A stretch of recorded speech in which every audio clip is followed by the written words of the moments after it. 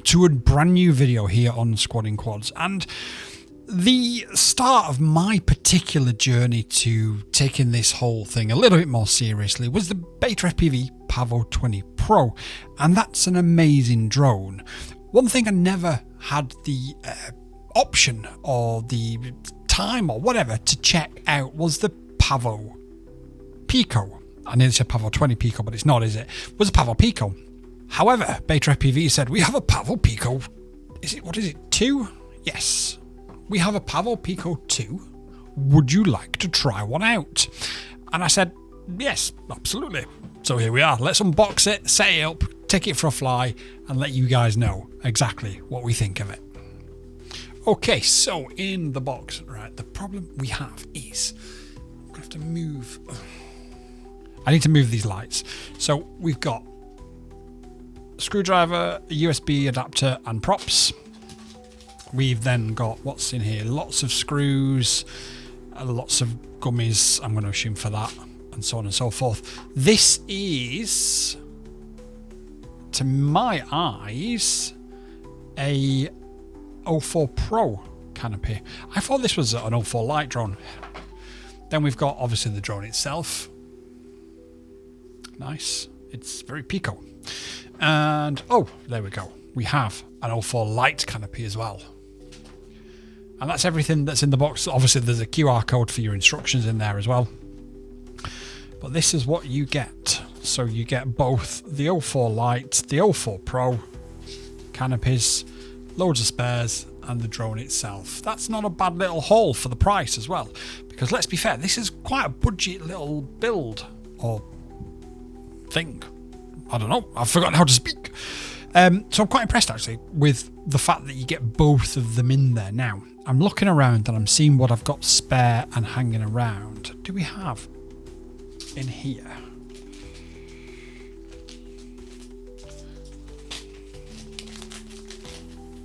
We do. So we have low profile 04 Pro antennas. In that case, let me go and get an 04 Pro. So this is the maiden flight with the Pavo Pico 2.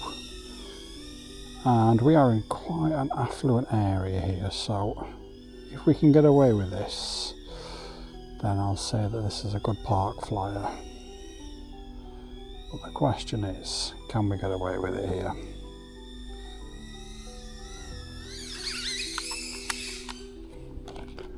We can't get away with not crashing it, that's for sure.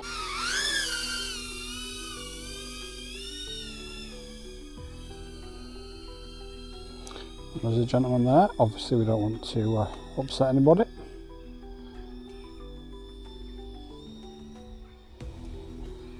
But this is a lot more responsive than I thought it would be. I've stuck with its bigger brother, the Pavo 20 Pro, because I just didn't think that this would be as responsive as it is. But for a maiden flight, pretty impressed. Now, I'm not going to push things too far on a maiden, obviously, but let's be honest,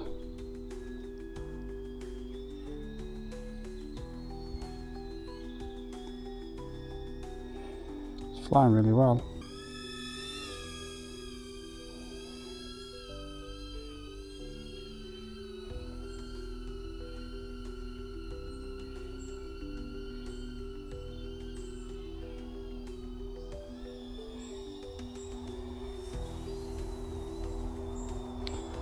Yeah, it's quite surprised me actually, is this?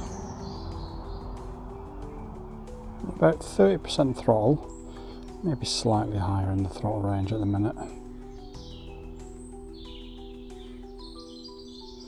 Now, if I get this wrong over a road, I may lose a new drone. But again, it's so compliant that it's just so easy to not get wrong.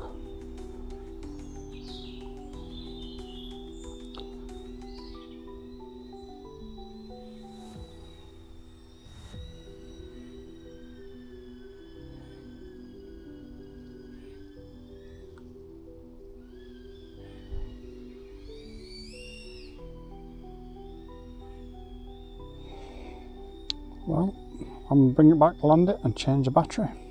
Okay, so I was going to use one with low profile antennas, but actually looking at this does appear to support full size antennas. So we're going to go full size, because why not?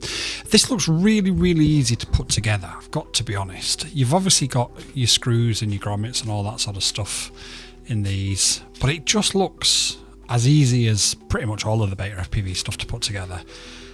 So we'll get some, don't need that yet, do I?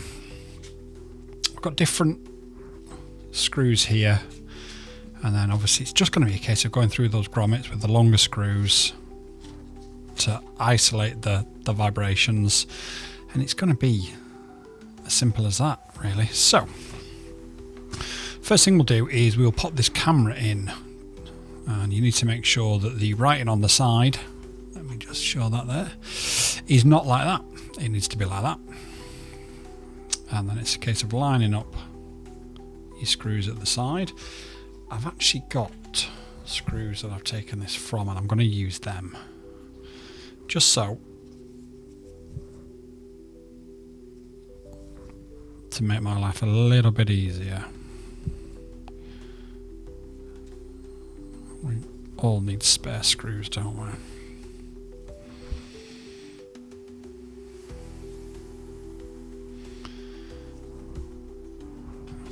We just lower that like that. We don't want it to be too wild, because this is going to be a filming platform, isn't it? But I've got no doubt in my mind, if it's anything like the Pavo 20 Pro, it should be quite fun.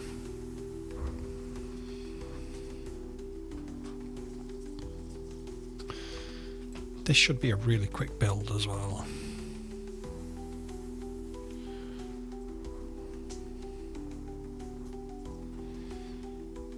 Let's hope that's not foreshadowing.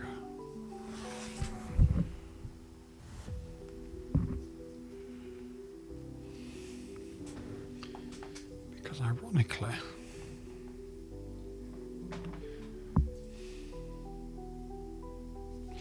there we go, just need to move that camera down a little bit just to expose the hole.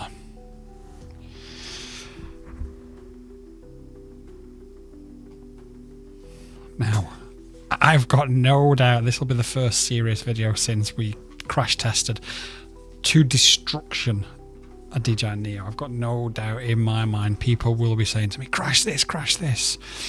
I might do. But what I'd have to do is, realistically, sadly, I'm not made of money. Despite what some people may think, getting a Neo replaced costs 16 quid. So what I'd have to do is look at something like an analog VTX. So let me know in the comments down below if you want me and Boy Wonder to see just how much abuse you can put this through. I don't think we will, but it all depends. As with anything on social media, it all depends what you guys want as to what we will do.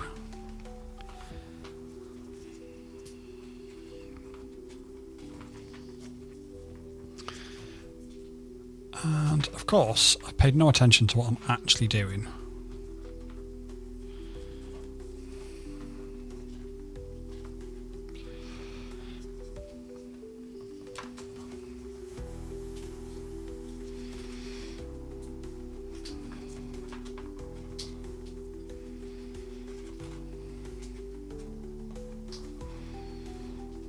So when you're putting this in here, just make sure it goes around the side there. And then it's just a case of pushing these into here. We'll tidy this up, we'll deal with this in a bit. But you just want to push them in like that basically. And that does that. So now it's just a case of making sure you put the front to the front, because that would be a bit idiotic if you didn't. And I am referring to myself, not you guys. And then we need some grommets for these.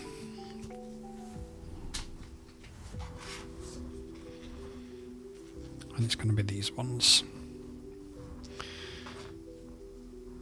And I do like, this is the first time I've seen this by the way, but I do like how BetaFPV have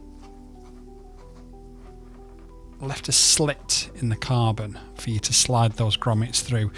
They were difficult for somebody of... let's see, which way do they actually go? I'm going to go the thick end down would make more sense, wouldn't it? Because that's the contact point with the frame. Yeah, so somebody with hands of mine size found those grommets on the other ones a little bit challenging, I have to admit.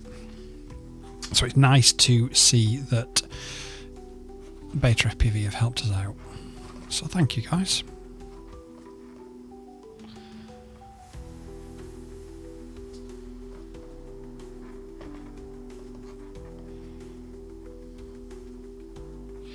They are, I mean, I may be making it look like I'm making hard work of it, but they are really easy to slide in. So if you're a bit unsure, just separate them and just push them in like that.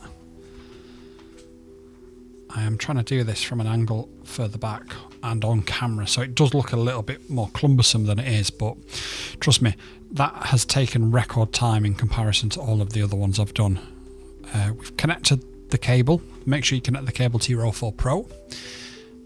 Then we'll need to get from this bag here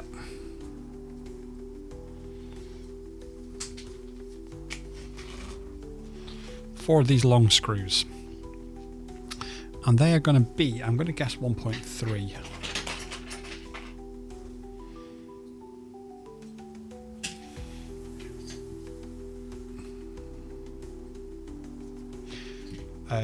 So my guess is going to be 1.5. Yes, they're 1.5s. And then it's just a case of putting them through there like that. And then screwing them into the frame there.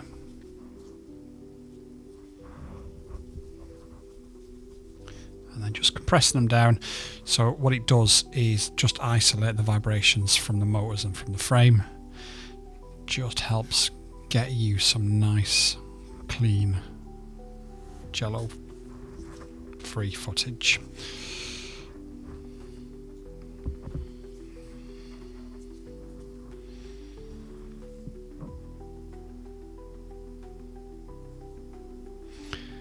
Never underestimate just how difficult this is with big hands and being sat miles away. I actually think I've done that wrong.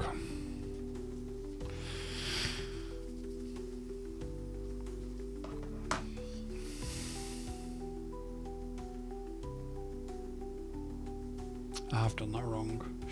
So the rear ones for the 04 Pro actually go in to these holes here.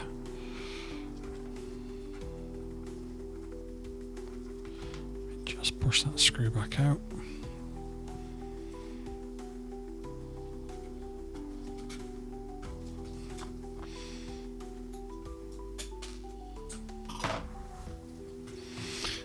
And there are different types of gummies here, so I'm going to guess that these different types of gummies are designed for these holes at the back here. So let's just get these in.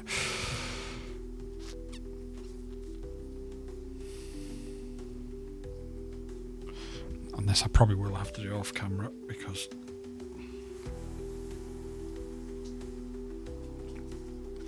big cumbersome hands. So let's just try that one again.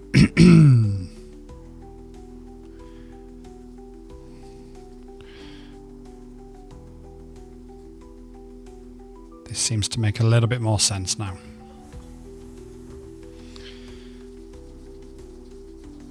My advice to anybody doing this is corner to corner. Although that said, I've got a screw in here. In fact, no. Follow your own advice. Come on. So we've done the back left corner. I think it'll be back left corner on your screen. I noticed this weekend, I was saying to Boy Wonder, no, come from your left. And what I meant was, come from your right, because it was my left. Hence why one of the shots was of me swearing like a girl because I thought I was going to get a drone in the face. So once you've got a little bit of pressure on one, go to the other, tighten it up, and that's it. You've successfully created yourself a Pavo. What's the actual name? Is it the Pavo 20 Pico or the Pavo Pico 2? Done and all put together in less than a few minutes, to be fair, if we ignore my mistake. Now we've got specific battery holder here. I'd probably chop that off and replace that with a, well, no, let's talk about that later actually. So that's it, it's all done and put together. So let's have a quick look at the weight.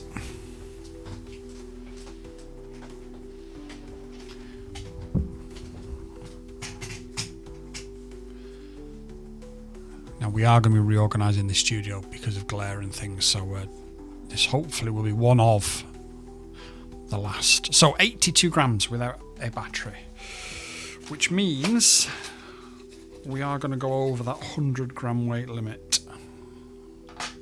112 grams with a supplied and recommended 2S 550 mAh lipo. Is what it is. I mean, we don't have to worry about the sort of 100 gram limit for a while yet when it comes to remote ID, and we've still got our sub 250 freedoms. I did misspeak in a video last week whereby I said we can have all sorts of FPV going around up to 900 grams from January. Only ones that are labelled in the C category, of course, which means manufacturers are going to have to implement a low speed mode, which is, everyone's able to do that in Betaflight. It's not a problem, so I can't see it not happening, but it doesn't automatically mean that we can all jump on that instantly. So apologies for misspeaking earlier on last week, but we are well under the 249 gram weight limit. So let's get this plugged in to the PC and set up on Betaflight, and then we'll go out and fly it.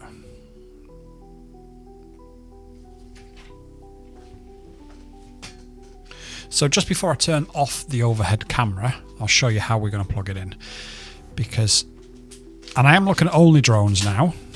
This has caught a few people out, and we can laugh and joke, and we do laugh and joke, and that's what this channel's all about. But it's easy to make this mistake, it really is. So first things first is you need to grab your adapter board and put the adapter in. Now, what's happened in the past is people have put the USB into there and been like, why can't I connect to Betaflight? Well, it's because what you do to connect to Betaflight is you put this into here at the back.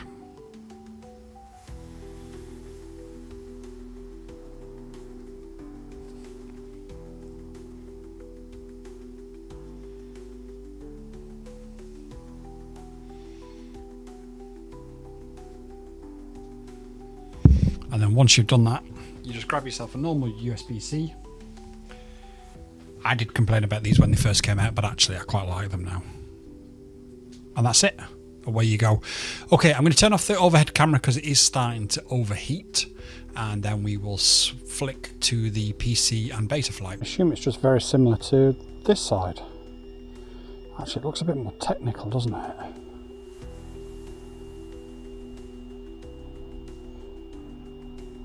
Such a good park flyer, this. It really is. We stay nice and low so we're not looking in people's houses and stuff, because there is quite a few houses just around the side of this sort of walking path. But overall,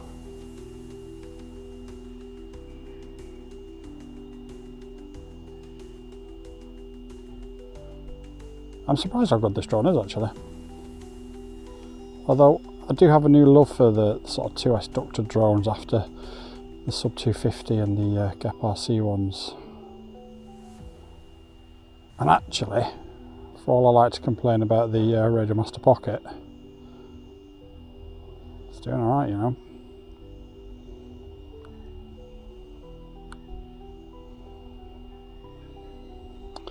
Just seeing if there's anywhere I can do a matic flip on this, but I don't think there is, and I don't really want to do it near that gentleman. He's an older gentleman, and I don't want to upset him or worry him or anything.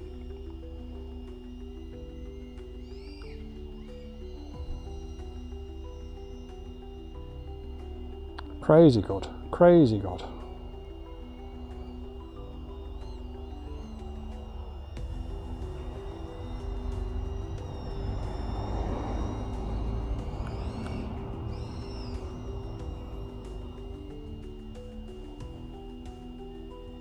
So enjoyable.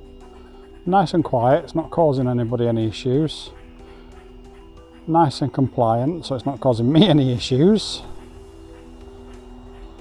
And I really thought that this was just too small of a category to have so much fun with, but here we go.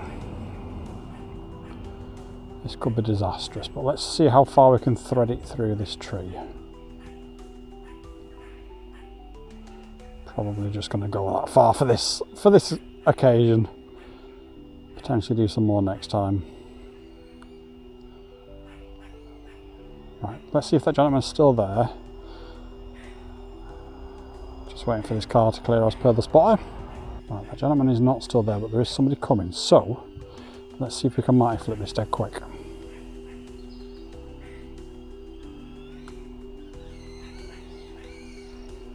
Okay. Is we open up Betaflight like this, and you'll see in the top right hand corner, it's automatically come up with COM3.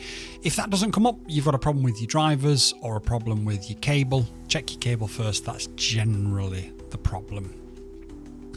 If it comes up as manual selection, that's where your problems lie. As long as you've got a number there, you're happy to go into Betaflight and away you go. Now, first things first is just move the quad left, right, forwards and backwards to make sure that the movements correspond to what you can see on the screen. Into your ports tab, and we just need to make sure that this is set up right. We don't need to touch or change anything, but we just need to make sure that we've got an MSP set up with the VTX MSP at the end and a serial setup for our ELRS. So we do, that's absolutely fine. Now, the GEP-RC Dark Star and the Sub 250 Dolly Fly, both in this category of drone, don't have any spare UARTs to add a GPS to. However, I'm happy to report that the Pavo Pico 2 does. So, with that in mind, in a future video, it won't be in this video, but in a future video, we will come back and revisit this and we will add a GPS to it. Because I know you guys love to know the top speed of all these drones. Okay, a couple of things we need to double check in here. First of all, we need to check that our arming angle is set to 180 degrees. That means if it's stuck in a tree like my iFlight was a couple of weeks ago, you can arm it no matter what angle it's at. Betaflight default is 25 degrees, and if your drone is at 26 degrees but out of reach, you can't arm it. Air mode needs to be on, otherwise when you drop throttle it'll just wobble and you'll be wondering what on earth is going on and you'll have a really bad time. We've got LED strip turned on. We don't actually have an LED strip with this, but that's all good. We can add one of those, and we've got OSD, so that's fine. We've also got the D-Shot beacons turned on for RX loss, which helps us as well. We need to make sure that our maximum cell voltage is set to 4.4 volts in here, and it already is. This is really easy. You guys make it too easy for me. Our failsafe is set to drop because we don't have a GPS, and that's absolutely normal. PID tuning. Okay, if you need to take a copy of the PID tune, please pause this video, take a screenshot. And if you need to take a copy of the filter setting, please pause this video and take a screenshot. Okay, next job then is to look at our rates. Now, rates are very, very personal to you. There's a couple of things I will always recommend. I will always recommend flying actual rates. So you've got Betaflight rates, KISS rates, so on and so forth. I would always recommend actual rates. Your center sensitivity, I would always recommend you set to 10. That just deadens the center of your stick, makes things a little bit easier to control for the finite movements, but it also makes your footage look a lot nicer as well. Max rate and expo is entirely down to you. On a 2S quad like this, I'm probably just going to go to about 1200. You can go too much with these smaller quads, and ultimately all you'll do is you'll just kill your battery, because it's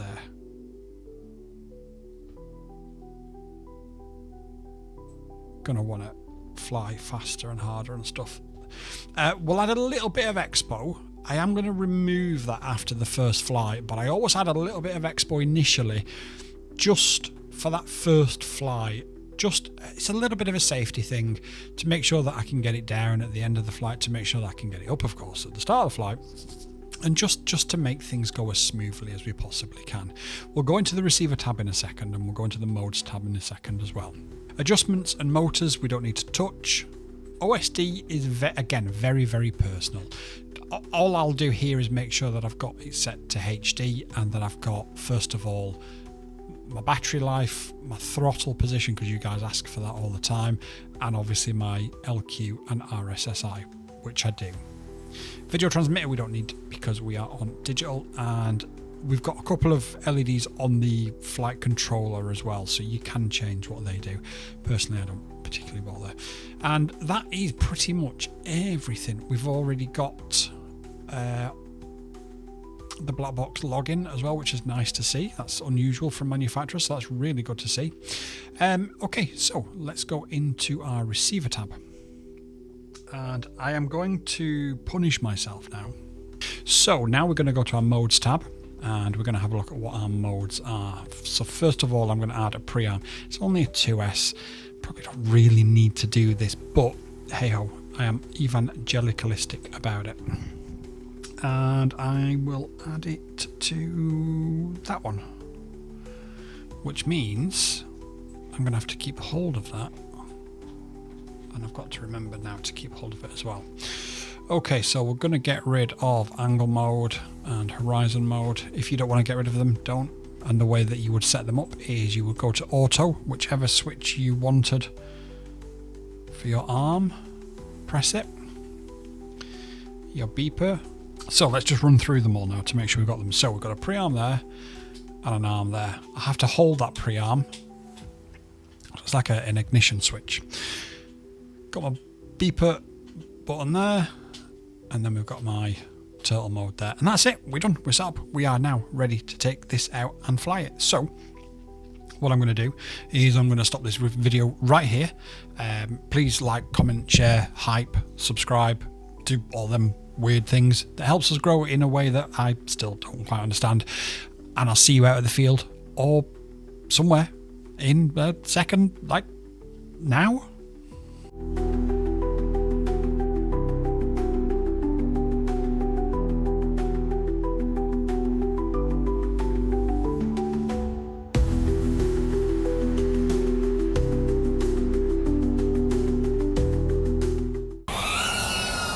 So we're flying the Pico 2 and we're using a 380mm GNB 2S to see what the smallest, lightest LiPo will give us. And honestly, this is just, I think, 1 or 2 grams over the 100 gram limit for the UK and Japan. So it's going to be interesting to see what level of performance is offered. Now I've sort of got the camera set to a little bit mixed here because we are sort of flying in the technical bits and also out in the open.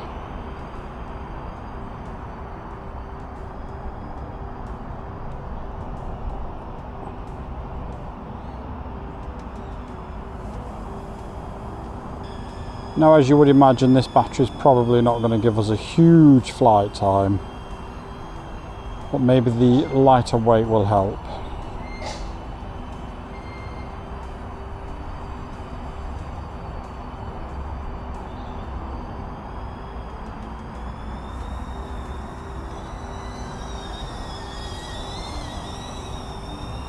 So we get a little bit of prop wash when coming down in our own wash like that, which really to be fully expected, I've got to be honest.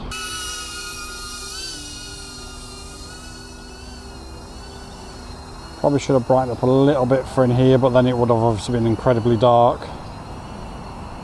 at all the parts, so yeah.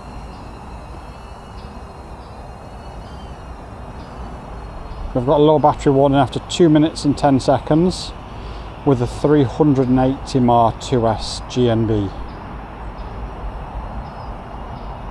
But it threads the needle very well.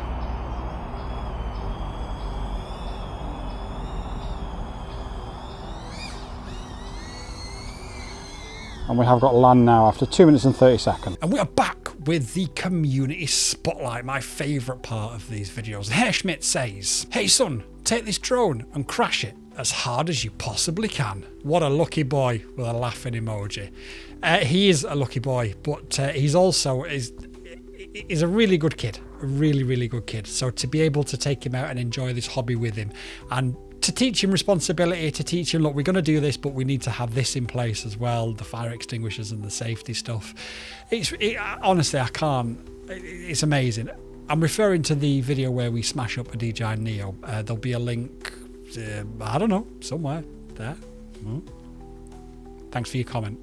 Balfeliz808 says, "I'd love a video comparing two wildly different quads, but with 3.5-inch props. Something like the Avion Nexa 3.5 against the new Deep Space 3.5-inch 6S. Would be interesting to see whether the new Seeker fits and whether or not it's over-spec'd or under-spec'd, or whether it's a little bit inefficient versus the other ones, and exactly where it sits, only time will tell." And you're absolutely right, we do have the new Deep Space Seeker 3.5 headed to us directly from Deep Space, and it should be with us fairly shortly, to be fair.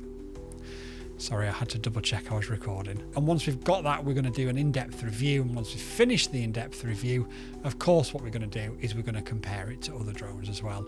Now, depending on how my release schedule works, if you check, I don't know, some corner somewhere, there'll be a video of the Wally FPV Eagle 2 versus the Sub 250 Dollyfly 16. Those are two wildly different drones, but when I was filming it, I was realizing one thing, that actually there isn't a huge amount of difference between the two of them, despite how different on the surface they look.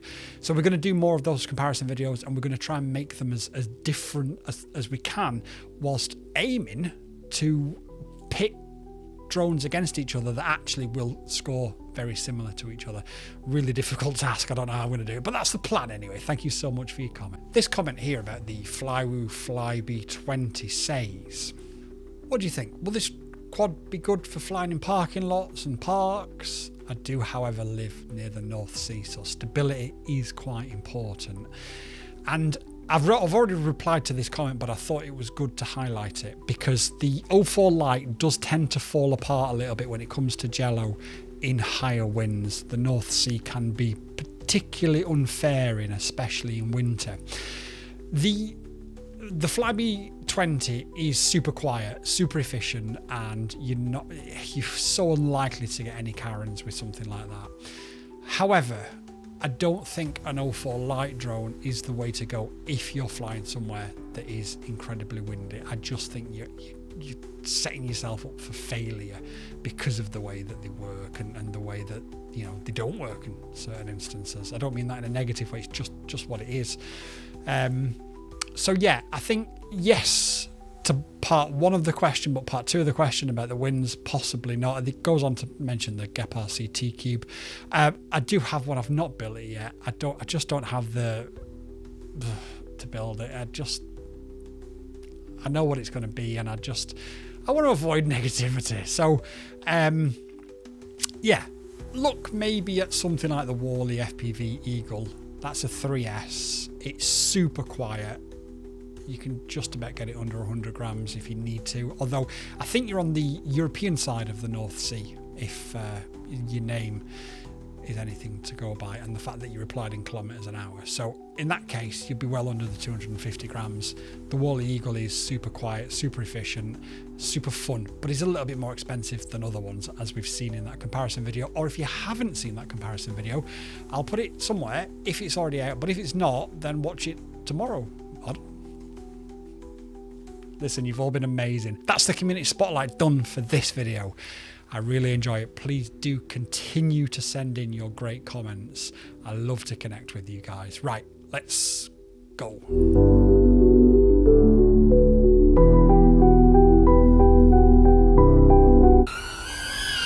So for this flight, we're back to the 550 Lava batteries from BetaFPV, and we're going to take it over the lake.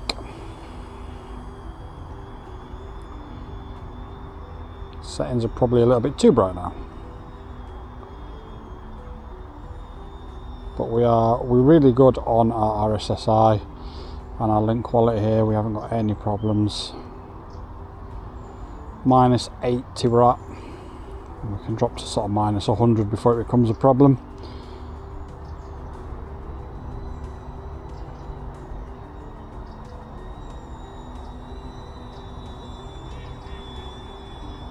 The ducks are paying no attention to it whatsoever, the birds are paying no attention to it whatsoever. And so far, neither are the humans, which is always very helpful.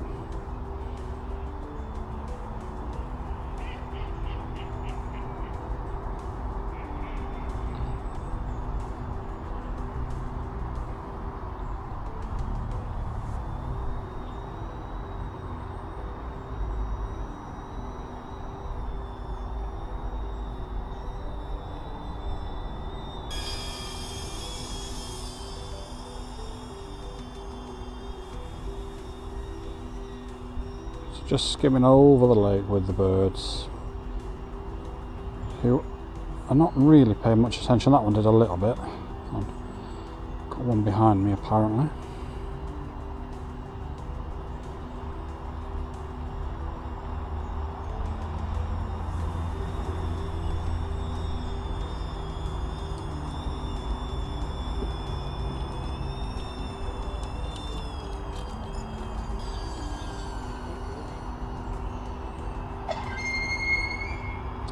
We're at 2 minutes and 15 seconds flight time, 7.2 volts remaining on this 2S. Not going to get much cinematic footage today with the whiteout conditions in the sky, but it's been like this in the UK for about a week now. There's just been no nice filming days at all. So we've got to take what we can do and do what we can when we can. We are coming into the winter now, so it's going to be a bit more difficult. Okay, low battery after 2 minutes and 50 seconds. The warning has disappeared now. I've eased off that throttle a little bit, and it is coming back now. Let's thread it through these trees and then come back.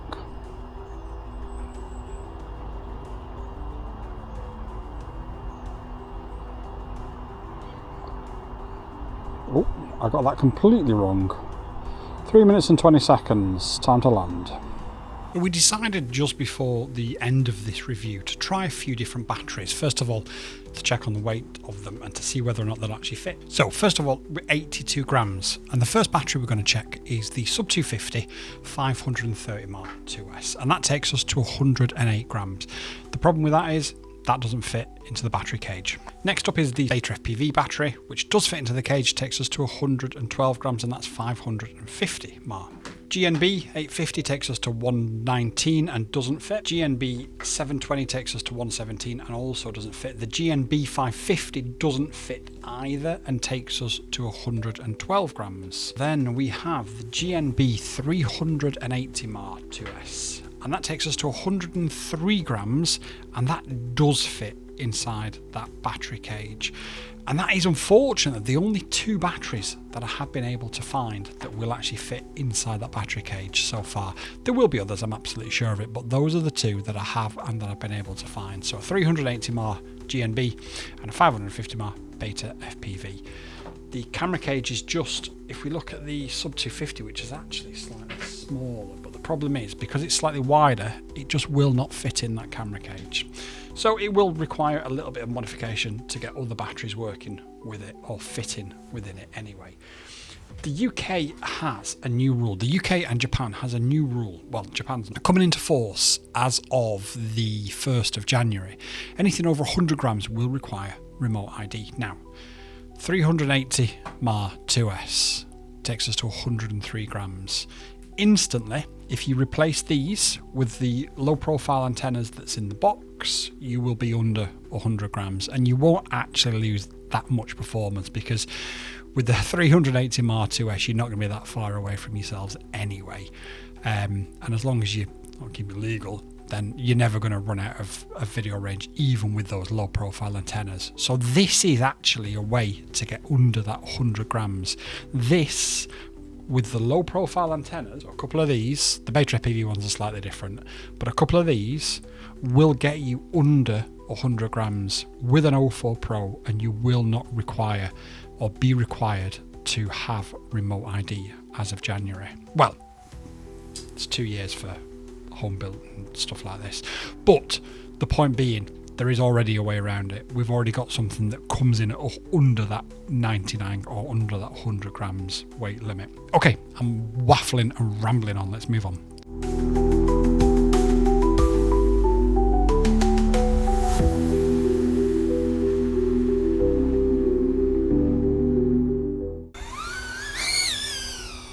So we're going to do a bit of a freestyle flight now.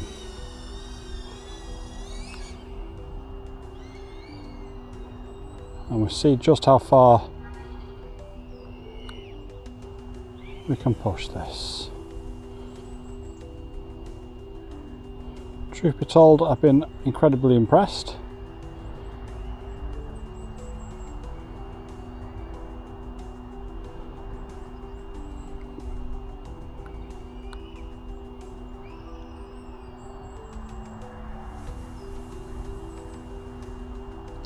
Just flies so well, so compliant, and feels bigger than it is, whilst also feeling really nimble and small. We'll do Boy Wonder's favourite trick. Oh, I don't know what that was. That was certainly not Boy Wonder's favourite trick. There we go.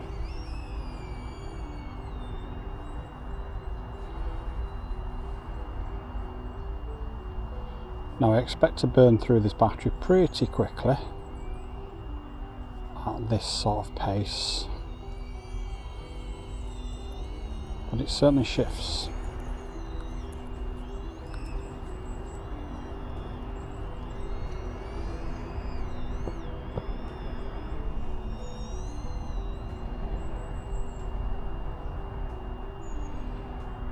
Certainly don't have many complaints with it at all. I do have one though. I don't know what that was.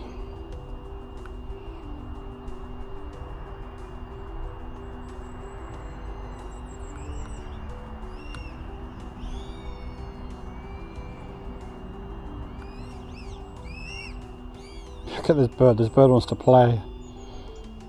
This bird has been following me around all over the water and now over here. So despite the fact we are ripping pretty hard, we've got obviously a low battery warning now, but despite the fact that we are ripping pretty hard, we have been flying for 2 minutes and 20 seconds on a 550 mAh. And we have got land now.